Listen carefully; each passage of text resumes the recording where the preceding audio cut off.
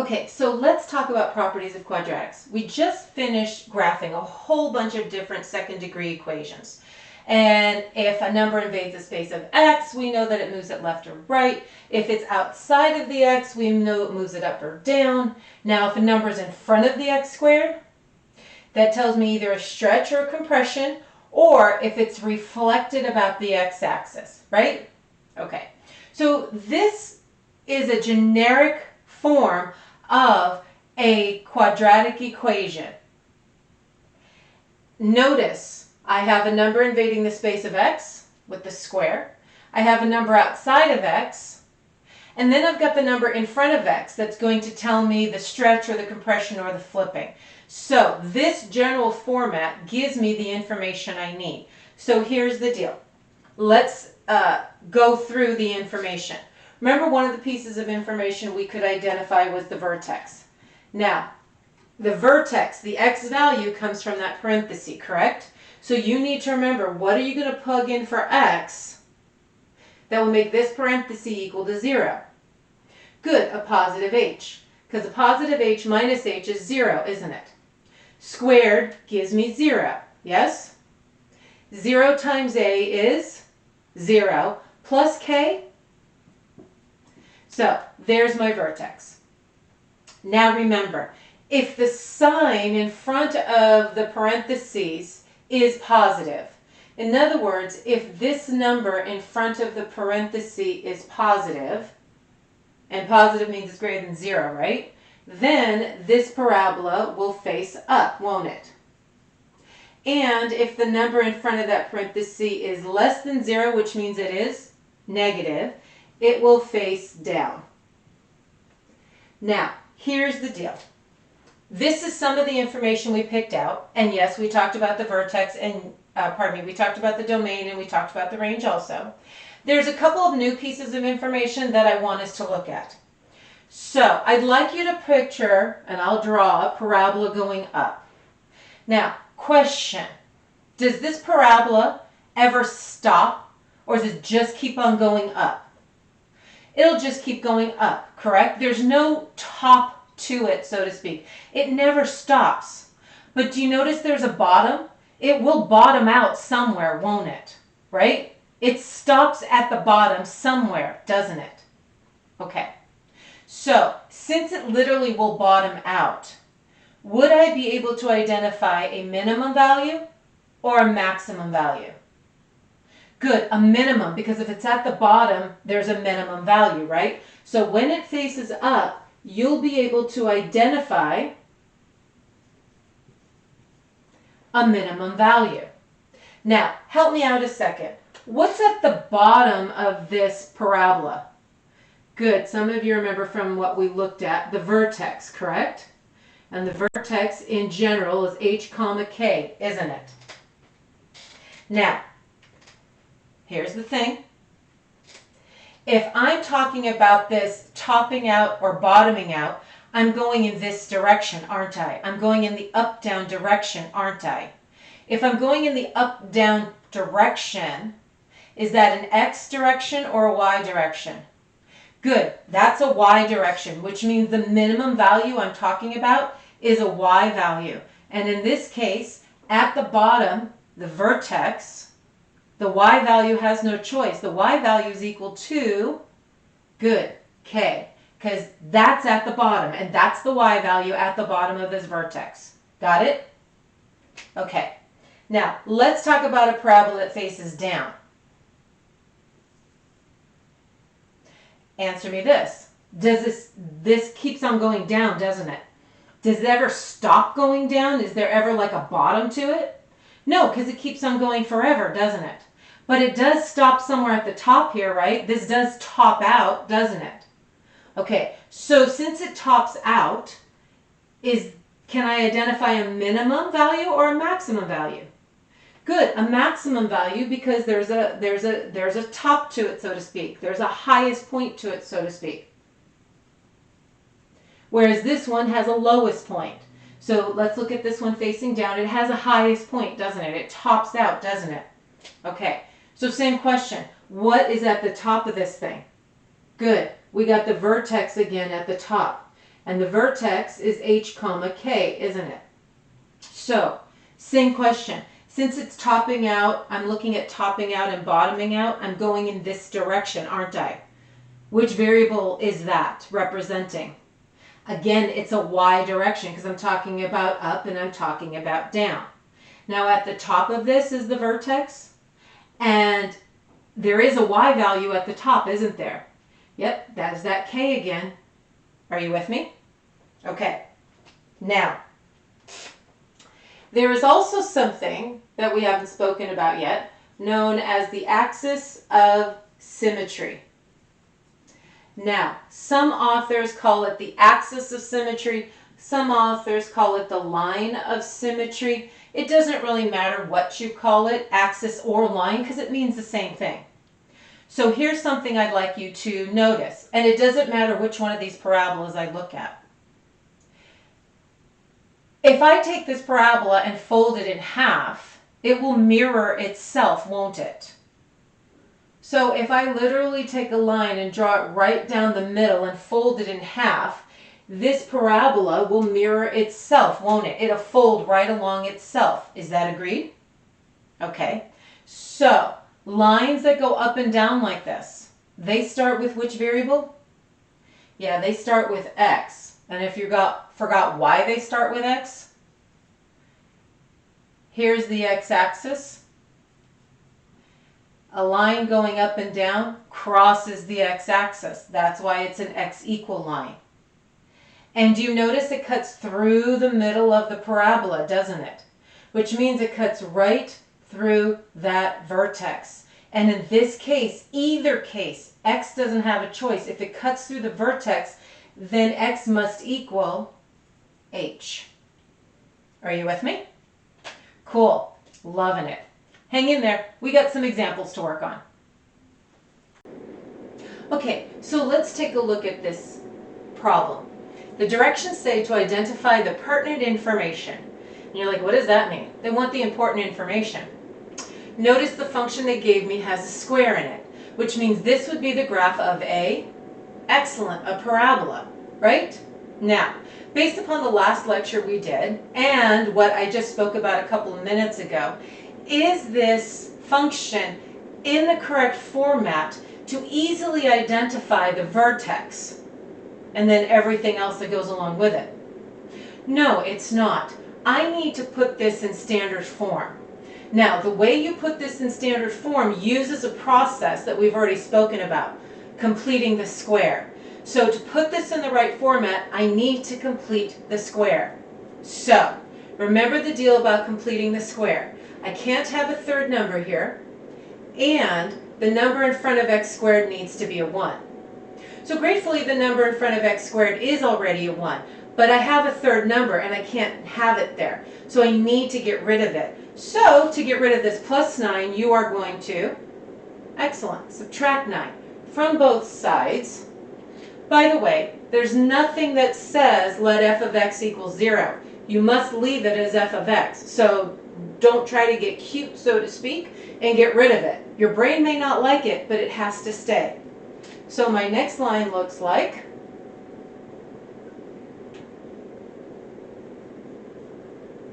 okay, so now this right side is good to go for me to complete the square. There's no third term, and the number in front of x squared is a 1, so we're good here. Now, we're ready to complete the square. Because the right side is in this format, it is time to complete the square. Moving the 9 isn't completing the square. Moving the 9 is helping me get the right format so I can complete the square. So now, in order to complete the square, I look at the number in front of x, which is 8. I take half of it, and then I get to square it. So that's something that we need to remember to do, okay, based on a previous lecture. So if you've kind of forgotten, go back to the completing the square lecture. Okay, so half of 8 is 4. Square it gives us, good. Now, do you remember what you're doing with that 16? Yeah, you're going to add that 16 to both sides, which means I am going to get f of x minus 9, and we add the 16, equals x squared plus 8x plus that 16. Cool? Okay, so let's simplify. On the left side we have f of x, good, plus 7, because we add the minus 9 and the 16 together. And remember, the whole reason why we actually complete the square is so on the right side you can factor this. So this is very easy to factor. This will factor to, you got it? X plus 4 times itself. Good. Now, is it in the correct format yet? Yeah, almost. We need the f of x by itself. So, to get the f of x by itself, you just subtract that 9 from both sides, don't you? You minus that 7 from both sides. I think I said the wrong number. Sorry. You minus the 7 from both sides. You with me? So now this is the correct format that we spoke about just a few minutes ago, isn't it? Lovely. Now I can identify all the pertinent information.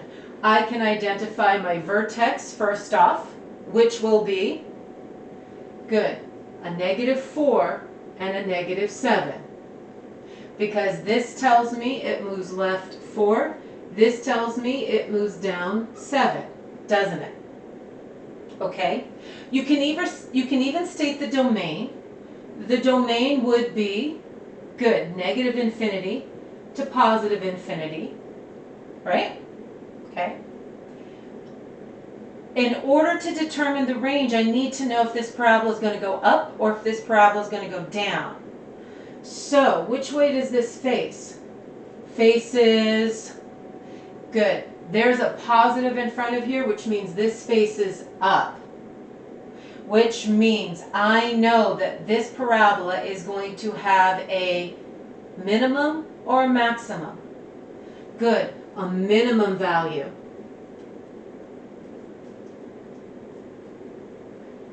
And that minimum value, does it refer to an x or a y?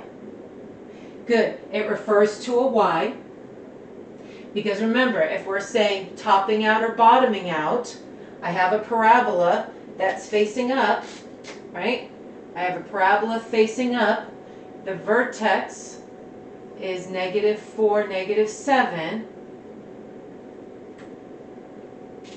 And so my minimum value, since I'm going in the up-down direction, is a y. And at the bottom of this, the lowest point, the y is equal to, good, -7. Which means I can identify the range. The range is going to start at that minimum -7 and work its way up to infinity. Got it? Okay, one more piece of information. The axis of symmetry, or the line of symmetry.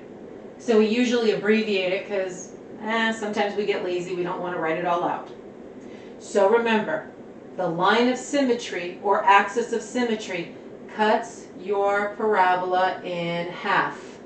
And these lines that go up and down start with x.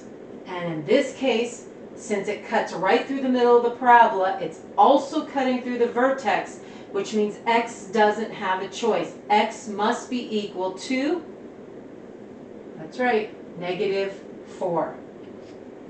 So, I really didn't do a whole lot of graphing to find the pertinent information. I completed the square to put it in the correct format right here, and then I was able to determine the vertex, the domain, which way it faced, and that it had, in this case, a minimum value, and what the minimum value was. And because I understood this information right here, it was able to tell me the range. It told me that the range actually started at -7 and went up. Are you with me? And then last but not least was this axis of symmetry, this line of symmetry. Cool? Okay, so hang in there. I got another example for us. Okay, so let's look at this second problem. They still want me to find the pertinent information. Now notice, this is the second degree equation, which means it will be a parabola, yes? So, it's easy to get all the pertinent information if I have the vertex. Do you notice from the last problem, as long as I have the vertex, I could determine the minimum value. I could determine the range. I could determine the axis of symmetry. I need the vertex though. So here's the deal. I need to put this in standard form, which means you need to complete the square, correct? So remember, in order to complete the square, the third number can't be here, and the number in front of x squared can't be here. So there's two things I need to get rid of in this case. So first, let's get rid of that 9.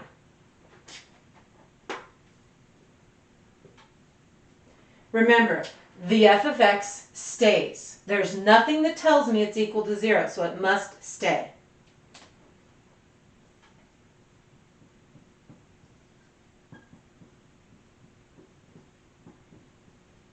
Okay, got that done.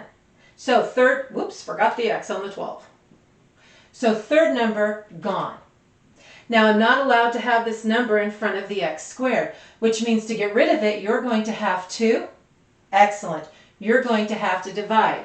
And do I divide just this term by 4?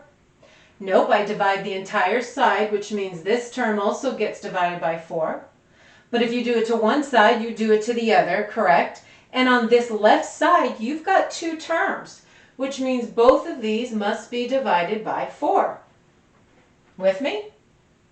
Okay, you may not like the way the left side is going to look on the next line, but that's the way it looks. So don't get all hung up about it. So let's see. So f of x is being divided by 4. Now I have this lovely fraction. We're minusing 9/4. And over here on the left, gratefully that's just x squared minus 3x. Agreed?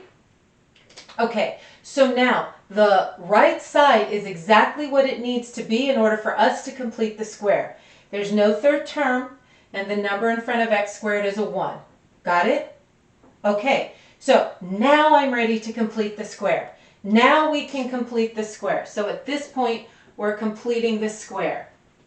So remember, we take the number in front of x, which in this case is a -3. We take half of it and then we square it. No decimals. Please, no decimals. So, 3 divided by 2, not even. But then I square it, which gives me 9/4. Excellent. And what are you going to do with that 9/4? That's correct. You're going to add it to both sides. So, we have f of x over 4 minus 9/4, right? And then we're adding this 9/4 we just got, right? Equals x squared minus 3x plus that 9/4 we just got. Cool? Okay. So let's see what happens over here on the left. Oh, well, this is nice. These 9/4 drop out, don't they? Yay for us. Does that always happen? No, but it did this case, so we'll take it. Remember what we're doing over here on the right side. The whole reason we completed the square was so we could factor. So, remember, factoring this is going to be very simple. X minus, what's the square root of 9/4? Yeah, 3/2. That's what we got right here. This is what ends up in that parenthesis every time we've completed the square, and the next thing to do is to factor. Okay, but remember, this f of x needs to be by itself, so you're going to have to move that 4, aren't you? Which means you're going to have to multiply both sides by that 4, aren't you? All right, so my next line is f of x equals 4 times this parenthesis. Cool? Okay, here is our standard form. This is what we need to look at. Now it's going to be very easy for us to find the pertinent information. First thing is the vertex. What's my x value? Good, positive 3/2, because that'll make that parenthesis equal to 0, won't it? Now some of you are like, okay, but what's the y value? Well, check it out.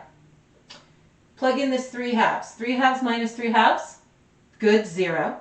0 squared, good, 0. 0 times 4, yep, 0.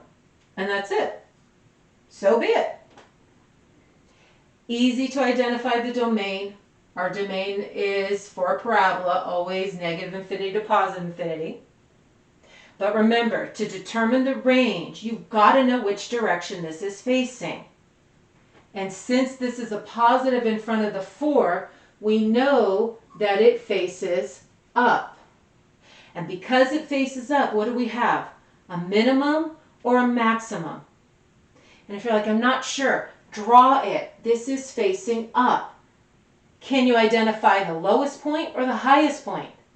Yeah, the lowest point, because this never stops, so there's no high point here, there's a low point.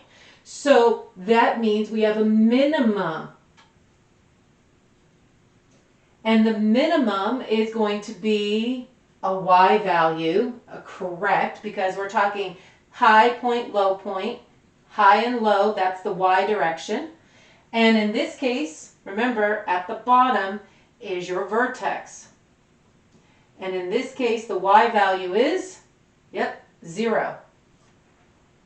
With me? Okay, now that means the range. Since this faces up, right, and the smallest y value, range talks about y's, is 0, then this is going to start at 0 and keep going up. Good? Okay, last piece of information is that axis of symmetry. Remember, the axis of symmetry is the line that cuts right through the center of this thing. And those lines start with x. And in this case, x doesn't have a choice. X must be equal to 3/2 because that's the x value of the vertex it just passed through. Cool? Okay, hang in there. Got another one for you. Okay, so let's look at this third example. Same deal. We need to have this in the correct format in order to complete the square. Or pardon me, in order to find the pertinent information, which means we need to complete the square. So again, to complete the square correctly, you can't have this third number here, and the number in front of x squared needs to be a 1. So, you know what you got to do first. You've got to move the, excellent, we'll move the 10 to both, move the 10 over to the other side, which means my next line looks like f of x plus 10 equaling negative 5x squared minus 2x, right? Got that done. And then the next thing that I need to make certain is not there is this negative 5, because the number in front needs to be a positive 1. So, how are you going to get rid of the negative 5? Yeah, it's attached by multiplication, which means you need to divide. So, I'm going to divide this term by negative 5. But remember, you do it to the entire side, which means you have to do it to the negative 2x as well. But the deal is, what you do to one side, you do to the other side. And on the other side, I got two terms. So I've got to divide the f of x by a negative 5 and the positive 10 by a negative 5 also. With me? Okay, so let's see what the next line looks like. You may not like the way part of it is, but this is the way it turns out. Don't force it to be something it's not. Good? Okay, so we have f of x divided by negative 5, positive 10 divided by negative 5, cool, a negative 2. Well, that turned out to be a nice number, didn't it?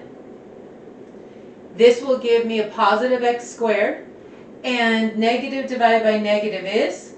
Good, positive. But 2 divided by 5 is not a nice even number. And no, don't go into decimal mode. Leave that alone. Okay, so remember, to complete the square correctly, no third number, and the number in front of x squared is a positive 1. And this is what I now have on the right side, which means now I can complete the square. So, let's see what this looks like. I take half of the 2/5, don't I? So we're going to take 2/5, and we're going to divide by 2, aren't we? And then we get to square it. Yes? Okay. So remember though, when you take half of, or when you divide by a number, it's the same as multiplying by its reciprocal, isn't it? By the way, this is completing this.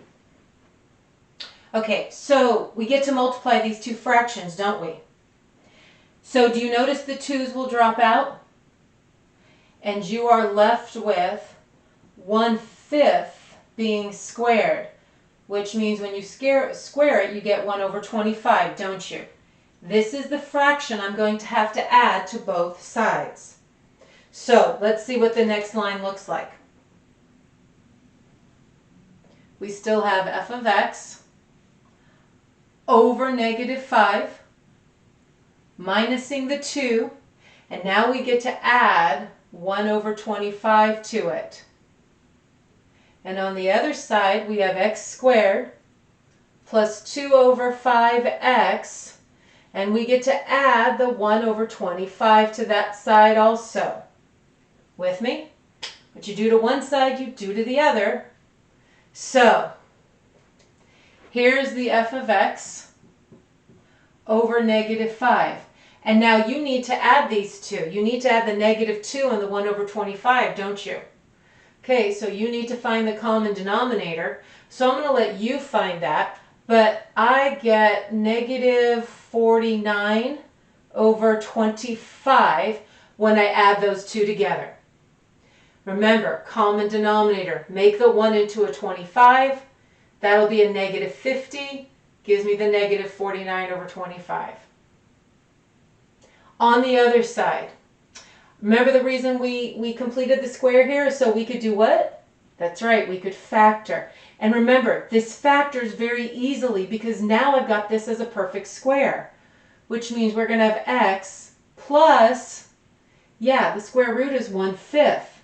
Remember, this number right here is actually the same number you got right here before you squared it. Okay, is it in the correct format yet? No, it's not, because this side needs to have the f of x by itself. So I am going to move over that -49 over 25, and yes, I am adding it to both sides. Right? And then I've got to move over that -5, don't I? Well, we have to multiply this side by -5, agreed? But I have to do it to the other side as well, and on the other side you're going to do it twice.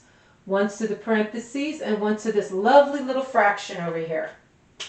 Which means we end up with f of x equaling -5 times the parenthesis. Okay, what's a positive times a negative? Yes, a negative. And if you notice, these are going to cancel, aren't they? The 5 and the 25, which will leave me 49 over 5. Y'all with me? Okay, here's a hint for you. Do you notice in the beginning of the problem that -5 was in front of the x squared? Well, here's the deal. After you complete the square correctly, that -5 is back in front of that squared parenthesis.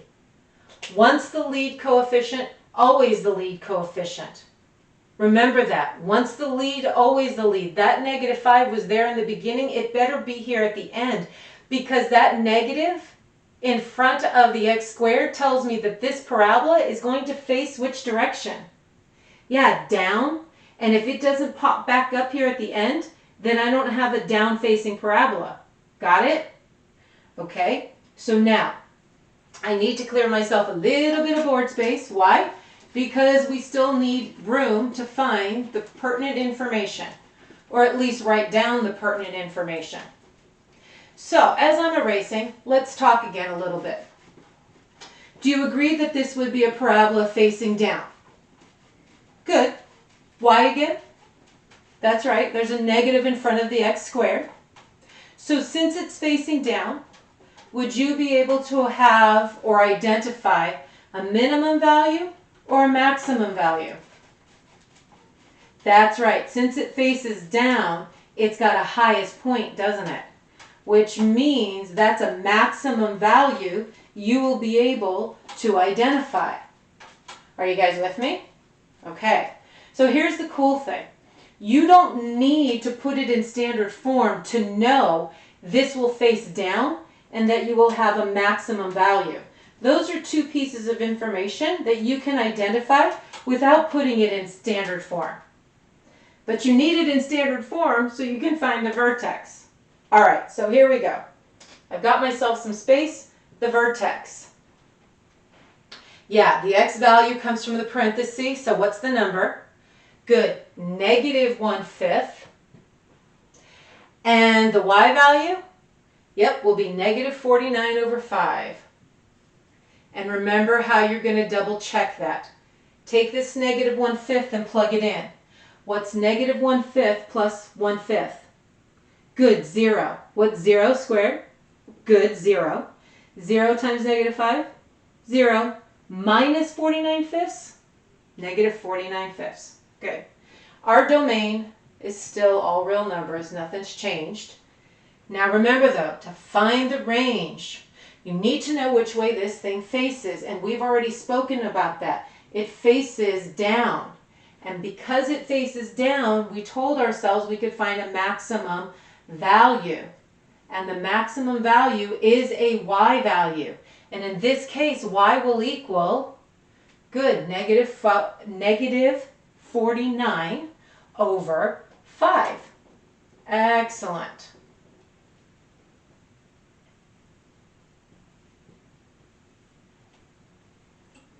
Now, the range, since it faces down, let me draw ourselves. Since it faces down, yeah, the range is going to start where? It's going to start down here at -infinity, isn't it? And where is it going to end? The maximum value tells you it's going to end right here at this y at -49/5 because that's the highest y value that is at this top of this parabola, because at the top of this parabola is the vertex. Cool? Okay. Axis of Symmetry, or Line of Symmetry, depending upon the author of the book. Remember, that's an X line, because these X lines cut through the middle, just like that. And X doesn't have a choice. X has to equal, yep, the -1/5 that's at the vertex. Cool? You guys with me? Okay, hopefully these 3 examples made some sense. I've got some applications for us, so hang in there. Okay, so now let's deal with some applications regarding those minimums and maximums of the parabolas that we've been finding. So let's take a look at this problem. If a projectile is fired straight upward from the ground with an initial speed of 224 feet per second, then its height, given as h, in feet, so that's important, after t seconds, is given by that function. Okay, so before I read that last part, it gave me a variable h representing the height, and it's in feet. It gave me the variable t representing seconds, which clearly is time. And it gave me a function. Agreed? Okay, now notice the question. Notice the last sentence. It says, find the maximum height of the projectile. As soon as I see this word maximum, I should be thinking parabola is what I should be thinking of. And I know I have a parabola as long as there is a variable being squared. Are you with me? So if I take a look at the equation they gave me or the function they gave me, I clearly have a parabola because I see a t squared. Now, since it's asking for the maximum, the other thing that tells me, besides I'm dealing with a parabola, is I'm dealing with a parabola facing down. And that also tells me find the vertex, because the vertex is the only thing that I need to know to determine the maximum. Because remember, maximum means the highest point of that parabola. Good? All right. So I have a function.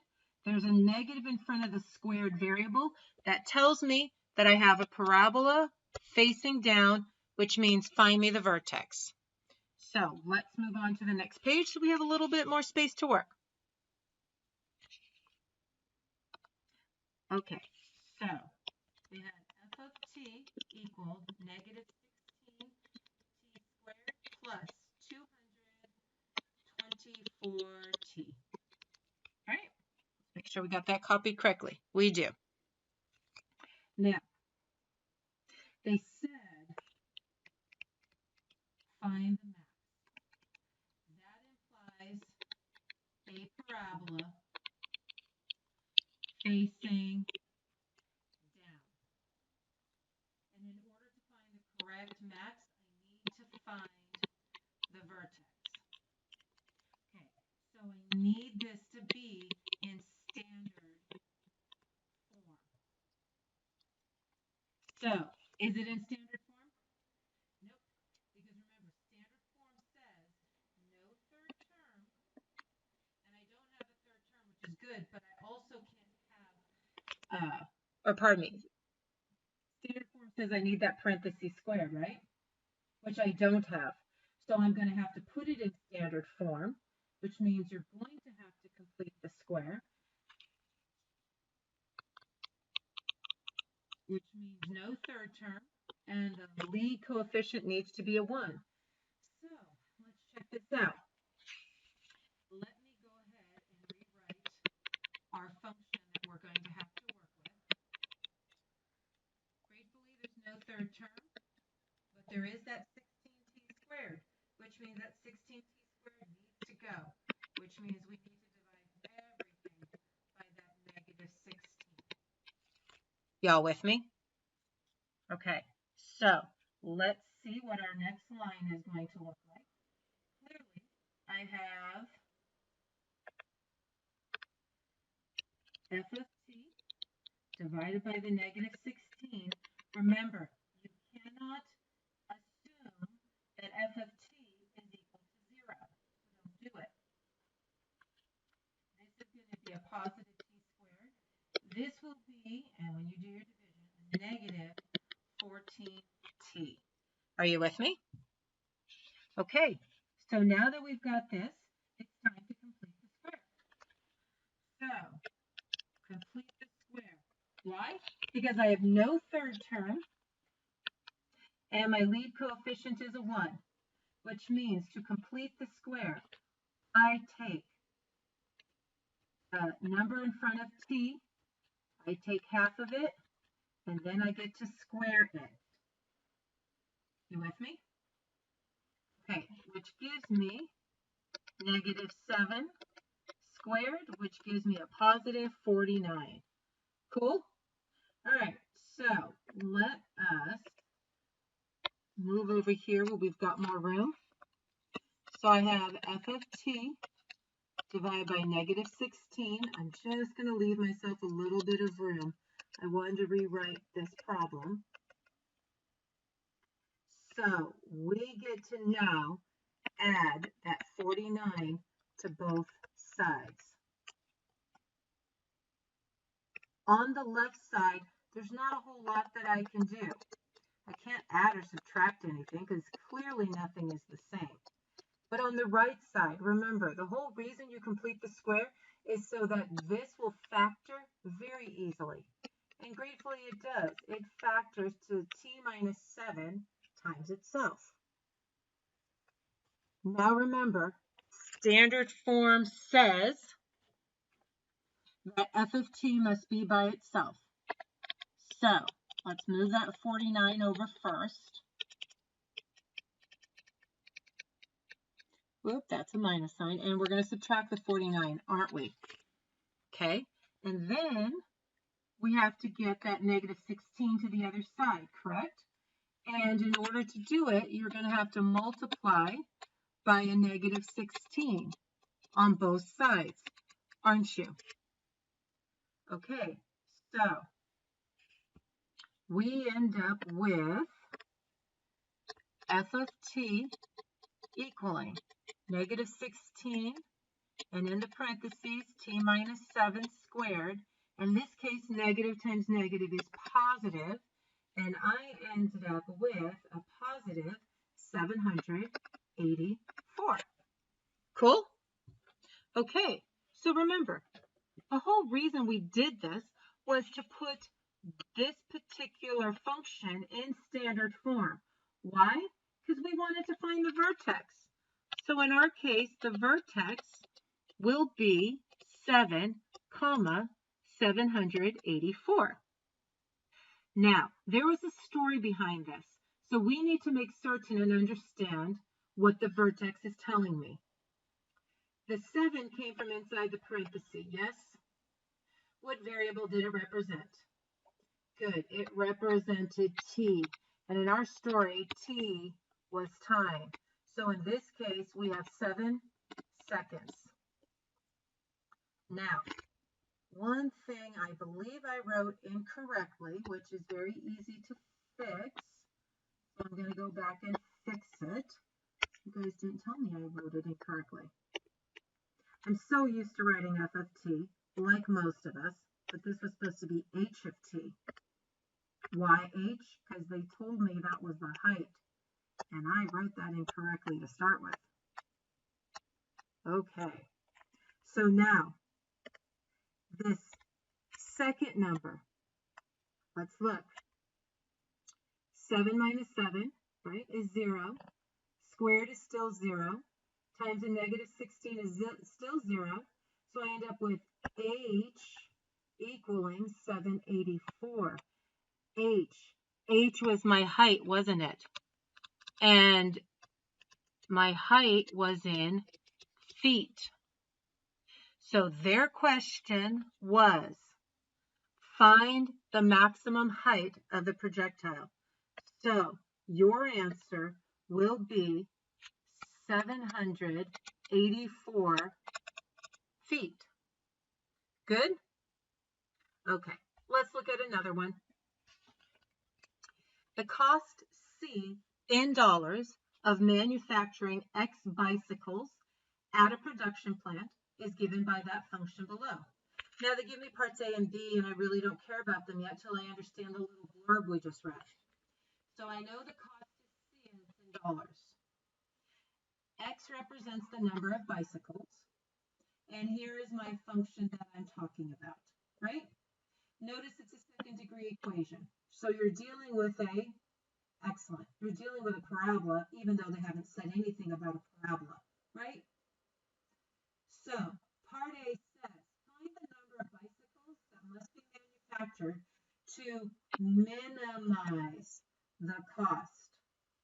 Okay, so minimize tells you you're dealing with a parabola, which we already knew, and this parabola must be facing, this parabola must be facing up. It has to face up if I'm talking about a minimum, because minimum is talking about the lowest point. Cool? And this lowest point is the excellent vertex. So, is our function in standard form that I can find the vertex? Nope. You know what we're going to have to do, don't you? Yeah, we're going to have to complete the square. Yay! Oh, it's not so bad. Let's check this out. All right. Let me rewrite the function, making sure I have it straight this time. So we have c of x equals 3x squared minus 900x plus double check. There it is.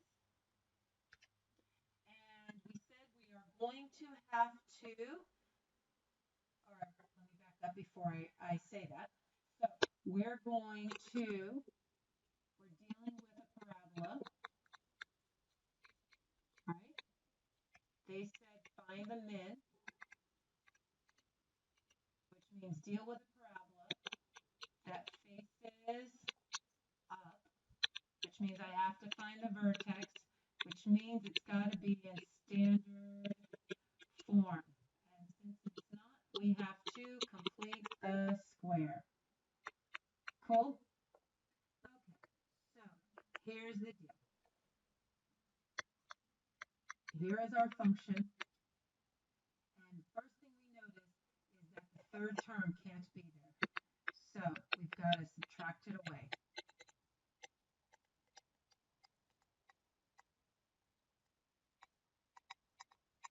The next thing that we notice is it can't have this 3 in front of the x squared. The number in front of there should be a 1, which means I have to divide this by 3. But you know as well as I do, both terms on the right need to be divided by 3. But if you do it to the right side, that's right, you do it to the left, and both of these terms need to be divided by 3. So, let's see what we have. We have c of x over 3. Not so nice looking, but you know, that's what it is, and that's what I'm going to have to write. So don't try to make it look any nicer than it's supposed to. By the way, remember, you cannot let c of x just randomly equal 0, because it didn't say anything about that. Minus the 27,000 equals x squared minus, that's right, 300x. So, no third term, leading coefficient is a 1. That means you're ready to, that's right, you're ready to complete the square. Okay, so remember, you're going to have to take the number in front of x, and you're going to have to take half of it. And after you take half of it, you are going to have to, that's right, square it. So we end up with 150 squared. And 150 squared is, yes, this lovely number of 22,500. So I am just going to rewrite the function that we had so far, the equation we had so far. Okay. And that equals over here, x squared minus 300x. Okay, so we found the 22,500 that we need to add to both sides. And yes, it is a positive number. Sorry, I was running out of room right there. Forgive me. And now, let's simplify both sides. Let's see what we get. We have c of x over 3. You add those two numbers, I get a negative 4,500 equals, and let me write this out before we factor to make sure it's clear to everybody what's on the right side. Okay, so c of x over 3 minus the 4,500. Remember, this is going to factor to something very nice. We got the 22,500 by squaring the 150. That's what's going inside here. Cool? Okay, so now, standard form says that c of x needs to be by itself. First thing we move, yes, the 4,500, by adding it to both sides. Let me get rid of that extra little 0 I was going to put there by mistake. Adding it over. Got it. And then I need to get rid of that 3, don't I? So I get to multiply by 3 on both sides. And on the right side, there's 2 terms, so you have to multiply both of them. So we end up with, sorry, I didn't want that color. Let's try again.